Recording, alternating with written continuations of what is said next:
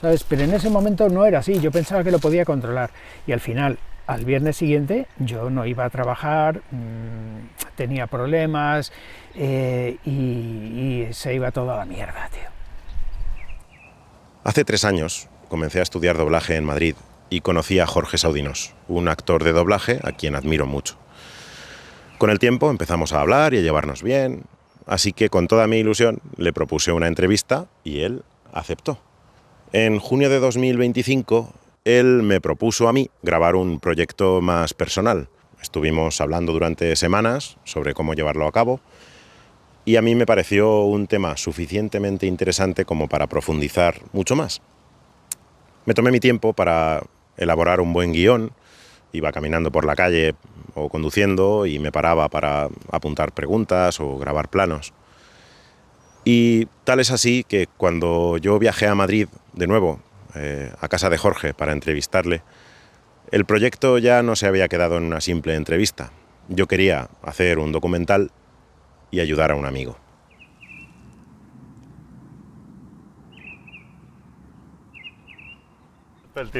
Todo el fin de junticos, tío. Junticos y Pues muy buenas, Jorge, tío. Una gran experiencia, tío, porque somos amigos. Sí. Somos amigos, tío. Fue para mí la mejor entrevista que he tenido, tío. Y sin despreciar las que he tenido en otras partes, porque me han hecho buenas entrevistas de verdad. Pero para mí la que guardo con más cariño es esa, tío. Y la gente me la recuerda, ¿sabes? ¿Sí? Sí. ¿Ha habido gente que te ha dicho por ahí que...? Sí. ¿Sí? Qué guay, tío. Sí. Una primera pregunta que yo ya te la he hecho, pero era que antes de empezar, ¿qué quieres conseguir con este documental, este reportaje o este proyecto, por así decirlo? Pues yo quisiera conseguir, tío, que si hay alguien por ahí que sea fan, vamos a decir fan, es que me da mucho corte, tío, pero sí, lo entiendo. Si hay un fan por ahí que está ahora mismo a punto de cagarla, yo le digo, Jorge Saudinos, que no lo haga. Y alguien se está ya metido dentro de la dinámica de tal, yo estoy saliendo de eso.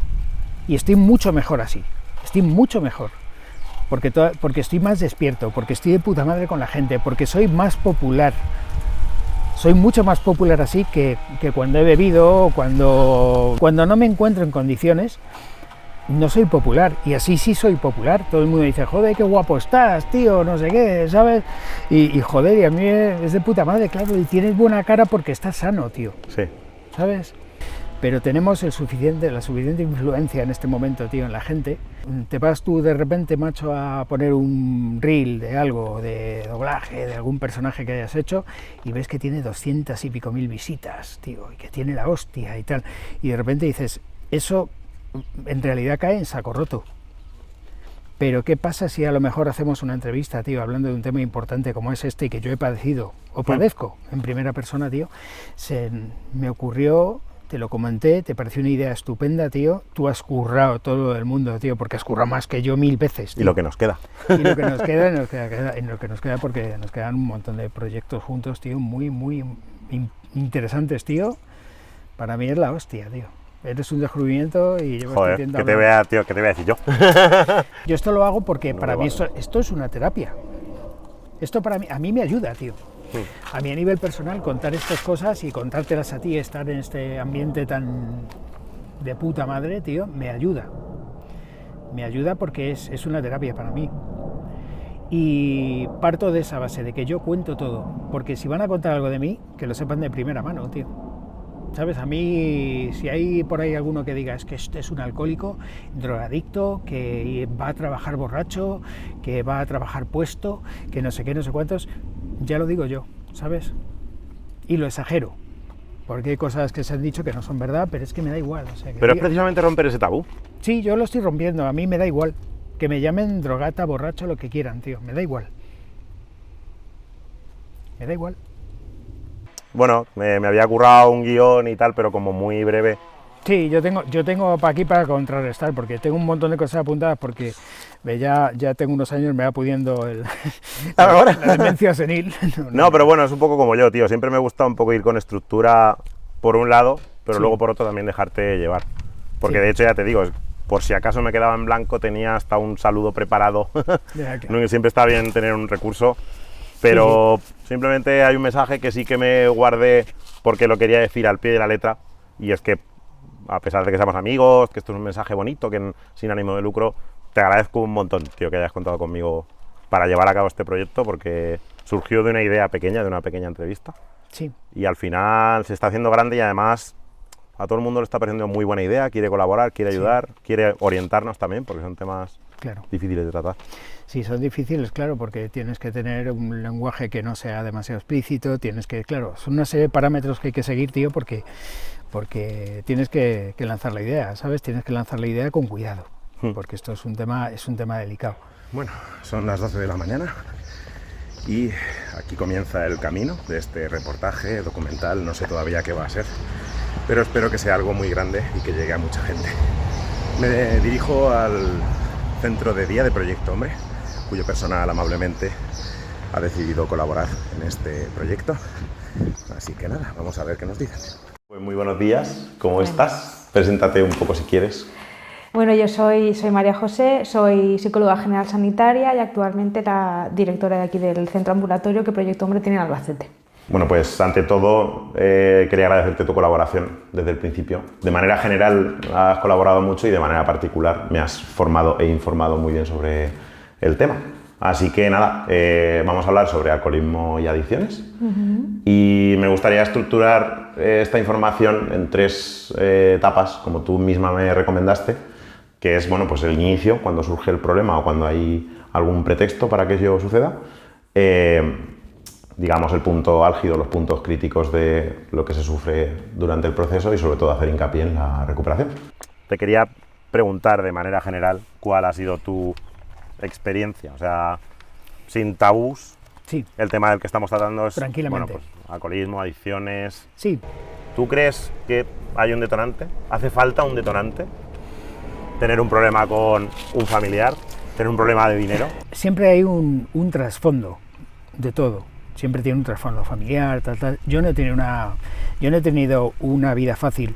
Yo creo que además mucha de la gente que va a escuchar esto ya sabe el tema. Aquí desde Proyecto Hombre la manera en la que entendemos la adicción es como un síntoma, es decir, un síntoma de algo que está dentro de la persona, ¿no? Que de alguna manera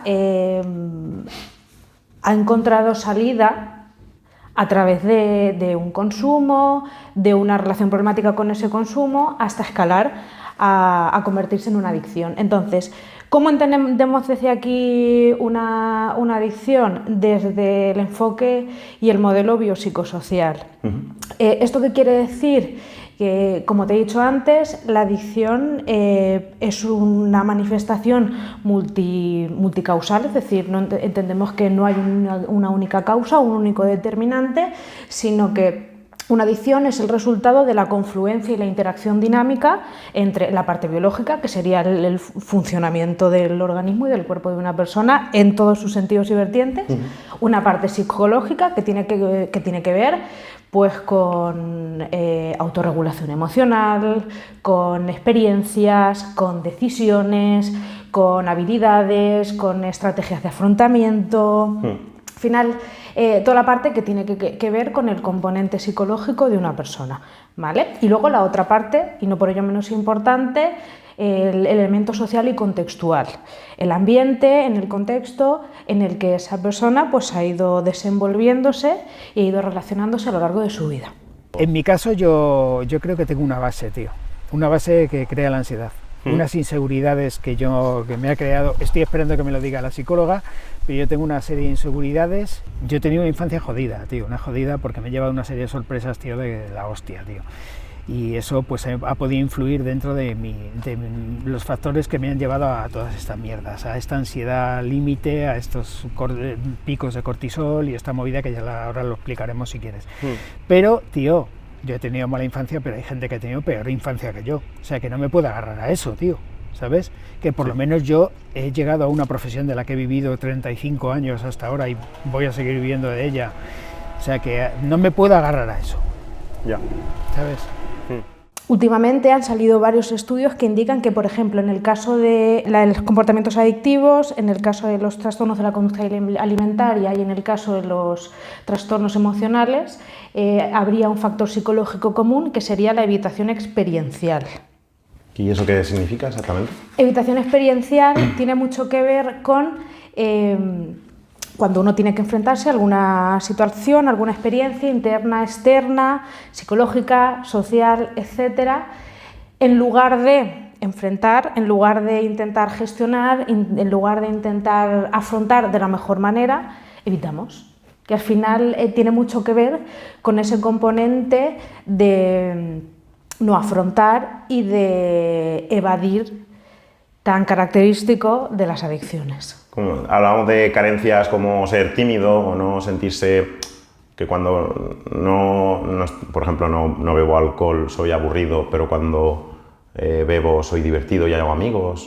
¿Hablamos de esas características? ¿O? Fíjate, para mí algo que iría relacionado con la evitación experiencial no sería directamente el ser tímido o no serlo, sino la manera en la que yo gestiono el ser tímido y las dificultades que entrañan para mí el serlo. Es decir, cómo yo gestiono y cómo yo afronto el hecho de ser tímido y las dificultades que tiene para mí a nivel personal, a nivel social, etc. Más que nada porque hay muchas personas que son tímidas y no terminan desembocando en una adicción, en un comportamiento adictivo. Pero al final nosotros entendemos la adicción como el resultado, la consecuencia de cómo una persona ha ido gestionando y afrontando las cosas que le han sucedido a lo largo de la vida. Tener una carencia en tu vida, por ejemplo, gente que siente que o cree que es tímida o siente que no es divertida si no bebe. Así empezó, Miguel, así empezó. Yo era, como muchos, un tío muy tímido. Ajá. Un tío muy tímido que bebía alcohol y se convertía en el Capitán América. Pero como te lo digo, el más gracioso, el más cachondo, el que nadie le callaba, el más rápido. Y luego me he dado cuenta que con el tiempo que lo sigo siendo, tío, si quiero, sin beber alcohol. Pero en ese momento tenía que beber. Pero bueno, era casi rozando, se me le podía llamar bebedor social. ¿Y qué pasaba? Que era una manera, digamos, el hermano pequeño de lo que me ha pasado después. Ya. Fue creciendo. Claro, fueron cambiando las raíces. ¿El por qué? ¿En qué momento una persona llega a ser consciente de que tiene una adicción? Es bastante habitual salir todos los fines de semana, por ejemplo, o un lunes a mediodía, ¿cómo no te vas a echar una caña con un amigo que hace mucho tiempo que no ves? ¿En qué momento una persona puede llegar a pensar, tengo un problema o siempre cojo esta vía como solución? Pues depende. Quiero decir, aquí llegan muchas personas con distintos niveles de conciencia, que eso también se trabaja aquí, y con más o menos implicaciones significativas de la adicción en su vida. ¿Con esto qué quiero decir? Que no porque la adicción haya tenido más o menos consecuencias en mi vida es un indicativo de que yo me vaya a poner en tratamiento. Quiero decir, el hecho de que una persona considere que tiene un problema y por ende esté motivado para hacer un cambio tiene que ver con muchos elementos. El nivel de responsabilidad que yo tenga acerca de mi propio comportamiento, las consecuencias que yo perciba que ha podido tener en mi vida. Eso me pasó que cambió el objetivo. El objetivo era socializar y de repente me di cuenta que yo cuando tenía estos problemas a todos los niveles, tío, yo me los quitaba tomándome una cerveza, dejaba de pensar. La mierda que me sacaba la cabeza, tío, las preocupaciones, lo que hacía es que de esa manera, tío, se disipaban. Cuando nos sucede algo difícil de asumir en nuestras vidas, ya sea un despido, una ruptura o a niveles más dolorosos, la pérdida de un ser querido, por ejemplo, tener recursos y herramientas para asumir estas situaciones es muy importante, porque por desgracia no es raro si digo que el alcohol suele ser una vía muy fácil de escapar de esos problemas, pero es igualmente peligrosa. Que, tío, que yo, pues eso, ya con el alcohol, tío, pues era el mejor del mundo, el Capitán América, y era el que más ligaba y el más cachondo. Y el líder del grupito. Pero si no bebías. Si no bebía, no sé, pues no era tan gracioso, ¿sabes? Luego también iba con gente que sí bebía, y si no bebía, pues te veías un poco fuera, toda la gracia de los demás no hacían gracia. Pero eso es una situación que hemos vivido muchos, y la gente pues ha pasado por eso y luego ha dejado de beber. Sí.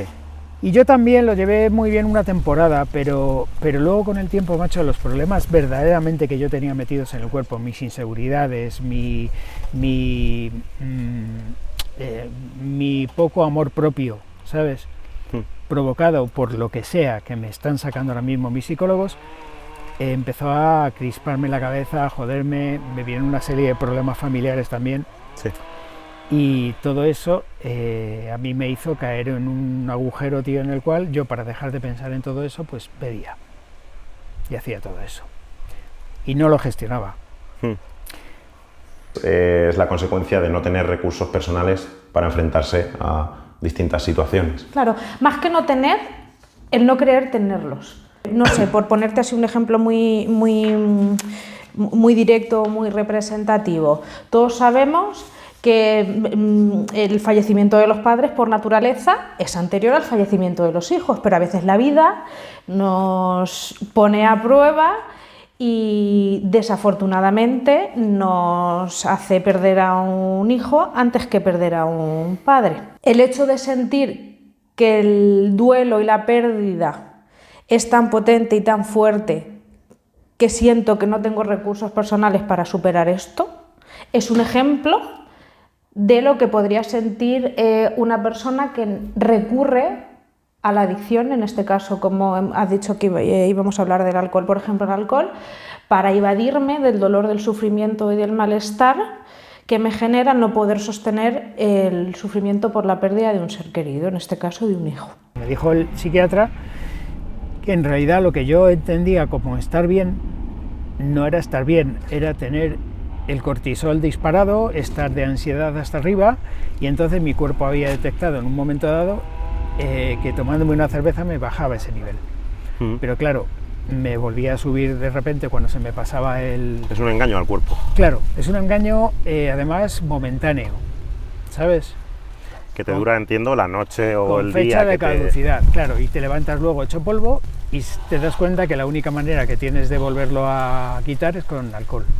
Porque encima tú vas peor después, cuando se te pasa ya no estás como al principio, ahora estás con la depresión que te da el haber bebido. Entonces eso va paso a paso, hasta que al final es una cadena, tío, que te va llevando días y días, ¿sabes? Sí. Entonces lo mío es una consecuencia, y es que yo en un momento dado entro en un estado, me lo explicó también este psiquiatra, que yo entro en un momento en un estado en el que mi punto de ansiedad es tan alto, que yo lo confundía con estar en un momento bueno, porque estaba de curro que te cagas, súper despierto, llevando varias cosas a la vez, pudiendo con todo, y en ese momento me tomaba una cerveza, que no me gusta, pero como para bajar ese ritmo. Y luego, claro, eso es depresor. Sí. Y luego, ¿qué pasaba? Que se me pasaba el efecto de la cerveza y volvía a estar hasta arriba de cortisol y me tomaba otra. Yo, cuando empecé con estas crisis, tenía que darse que yo no estuviera con mi hijo, con una camiseta suya con sus personajes. Sí, qué guay, tío. Cómo mola. Es maravilloso, tío. Es la base de mi vida, tío. Y yo, a ver, ¿qué estaba diciendo? Que tenía que no estar Iván, tenía que yo trabajar, si era un viernes, no trabajar hasta el viernes siguiente, y entonces ya tenía todo preparado, estaba solo en casa, podía comprar alcohol, lo que fuera, entonces se daba esa circunstancia. Te hacías como un ritual, incluso para, bueno, por sí, decirlo de alguna yo forma, llegaba ¿no? ahí, tío, y era como, no sé, ahí estaba la cosa, ahí todavía no había aprendido ahora mismo yo soy consciente de que yo me tomo una cerveza, tío, y sé perfectamente que todo acaba muy mal, entonces no me la puedo tomar, ¿sabes? Pero en ese momento no era así, yo pensaba que lo podía controlar, y al final, al viernes siguiente, yo no iba a trabajar, tenía problemas, mi hijo se enteraba, él me ha acompañado y me ha ayudado muchísimo en todo este tiempo, ¿sabes? Y se iba todo a la mierda, tío. Cuando un familiar o una amistad nos pide ayuda sobre un problema, es normal tender a aportar nuestra opinión y darle un consejo basándonos en nuestra experiencia personal. Pero cuando se trata de una adicción es mejor acudir a un centro especialista o a un profesional con experiencia en la materia. Cuando tú te das cuenta o directamente alguien de tu entorno te confiesa que está teniendo un problema, no sé, alcohol, cocaína, ciertas adicciones, ¿cuál es la mejor manera de ayudar a esa persona o de intentar orientarle para que busque ayuda o para echarle un cable? Pues fíjate, eso aquí lo trabajamos mucho desde un programa específico que tenemos de orientación y asesoramiento familiar. Este programa, de hecho, fue diseñado para personas que tienen un familiar, un amigo, un conocido muy cercano que ellos perciben que tiene un problema, un comportamiento adictivo, pero que de momento parece ser que no quiere ponerse en tratamiento, o bien porque no hay conciencia del problema, o porque hay conciencia del problema pero no motivación al cambio, o bien porque están las dos cosas pero no hay el compromiso para poder llevarlo a cabo, etc.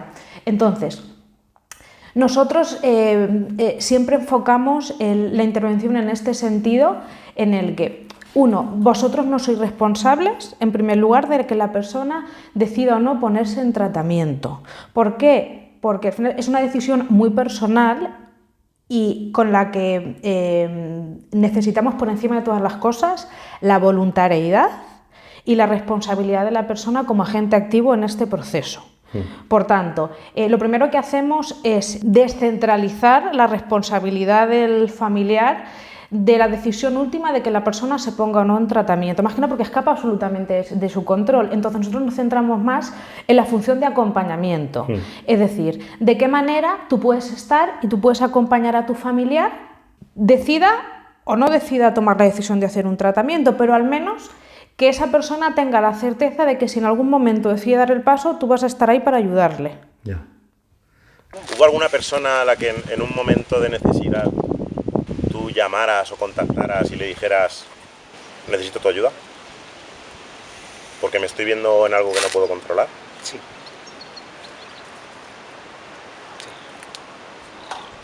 ¿Y esa persona te ayudó o alguna de esas personas no? No entro a valorar si a lo mejor no podía, ¿sabes? Ya. Tendrían sus motivos, tío. Y yo pido perdón.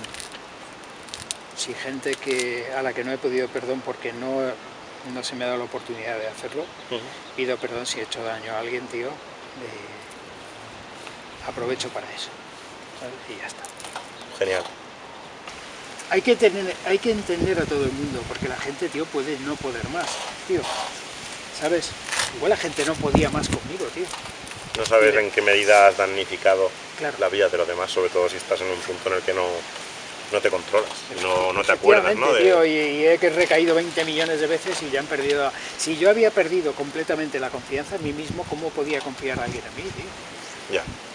Esto también lo trabajamos porque es inevitable. Quiero decir, cuando tú tienes una relación muy significativa con alguien que te importa, alguien a que quieres, y por tanto vas a hacer todo lo posible por intentar ayudarle, pues es inevitable que uno se cuestione, ¿no? Oye, puedo hacer más, lo podía haber hecho de otra manera. Pero sí que es verdad que en ese sentido es súper importante que ellos interioricen pues a ver, lo he podido hacer mejor o peor con las herramientas y con los recursos que he tenido, pero la decisión última de que ellos decidan o no hacer un cambio es de ellos. Yo lo único que puedo hacer es acompañar, y si en algún momento deciden iniciar ese cambio, que sepan que voy a estar ahí para ayudarle y acompañarle.